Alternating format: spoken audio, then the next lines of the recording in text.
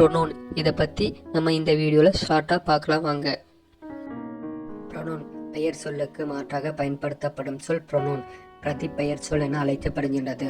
இது அந்த பெயர் சொல்லின் மறுவடிவமாகும். மீண்டும் மீண்டும் அந்த பெயர் சொல் உபயோகிக்காமல் அதற்கு பதிலாக மற்றொன்றை வைத்து அந்த பெயர் சொல் சுட்டி காட்ட உதவுகின்றது. உதாரணமாக, ஒரு நபரின் பெயரையோ பொருளின் பெயரையோ ஒரு வாக்கியத்தின் திரும்ப திரும்ப உபயோகிக்கப்படுத்தும் இடங்களில் நாம் இந்த ப்ரொனவுனை உபயோகிக்கலாம். Types of pronoun.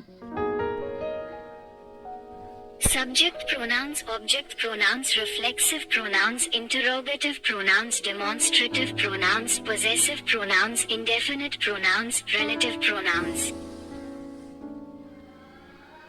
Types of ப்ரொனவுனை பற்றி அடுத்தடுத்த வீடியோவில் நம்ம விரிவாக பார்க்கலாம். அதை பார்க்கணுன்னா என்ன ஃபாலோ பண்ணுங்கள்.